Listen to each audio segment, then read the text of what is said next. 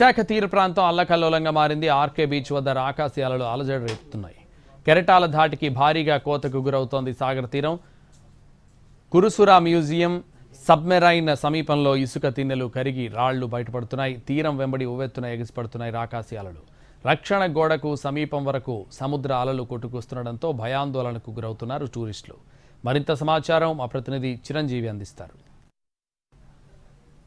బంగాళాఖాతంలో తీవ్ర అల్పపీడనం ప్రభావంతో సముద్రం అంతా కూడా అల్లకల్లోలంగా మారింది. ముఖ్యంగా చూసుకోవచ్చు, రాకాసి అలలు ఎగిసి పడుతున్నాయి.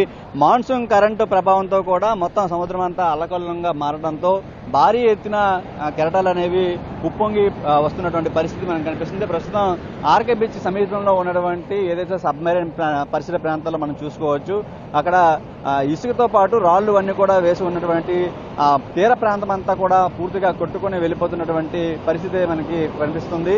భారీగా తీరం అంతా కూడా కోతకు గురవుతున్నటువంటి దృశ్యం మనం చూస్తున్నాం. భారీగా కెరటాలు కూడా ఎగిసి పడుతున్నాయి.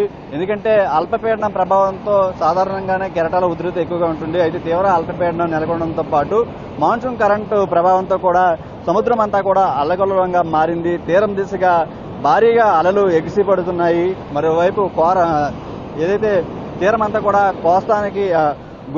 కోతకు గురవుతున్నటువంటి పరిస్థితి మనం చూస్తున్నాము. సముద్ర అలలు తీరంలోని రక్షణ గోడకు సమీపంలో ముందుకు వచ్చినటువంటి పరిస్థితి. ఒక్కసారిగా ఆర్కే బీచ్ లో ఇసుక తిన్నెలు దాదాపుగా సముద్ర నీటితో మొత్తం కప్పేసినటువంటి పరిస్థితి మనం చూసుకుంటున్నాం.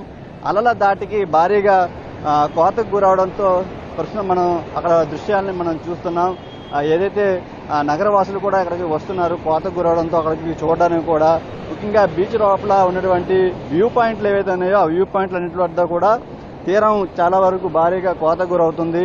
అక్కడ మనం ఒకసారి కనుక పరిశీలిస్తే తీరం దాటికి ఒక్కసారి మనం చూడొచ్చు, రాళ్లన్నీ కూడా కొట్టుకుని వెళ్లిపోతున్నటువంటి పరిస్థితి మనం ఇక్కడ చూస్తున్నాం. మరోవైపు సముద్రం అంతా కూడా అల్లకల్లోలంగా మారినటువంటి పరిస్థితి మనం చూస్తున్నాం. తీవ్ర అల్పపీడనం మారడంతో ఈ పరిస్థితి అయితే మనకి గతంలో కూడా ఇటువంటి పరిస్థితులు ఉన్నప్పటికీ ఈసారి మాత్రం కాస్త ఎక్కువగా తీరం అంతా కూడా కోతకు గురవుతున్నటువంటి పరిస్థితి మనం చూస్తున్నాం. ప్రస్తుతం సబ్మెరైన్ ప్రాంతానికి దగ్గరలో ఉన్నటువంటి అక్కడ మొత్తం బిల్డింగ్ వరకు ఆల్మోస్ట్ వచ్చినటువంటి మనకి పరిస్థితి మనం చూస్తున్నాం. కోతకు గురవుతున్నటువంటి తీరం ఇదంతా కూడా కాస్త ఆందోళన కలిగించే విషయమనే చెప్పుకోవాలి.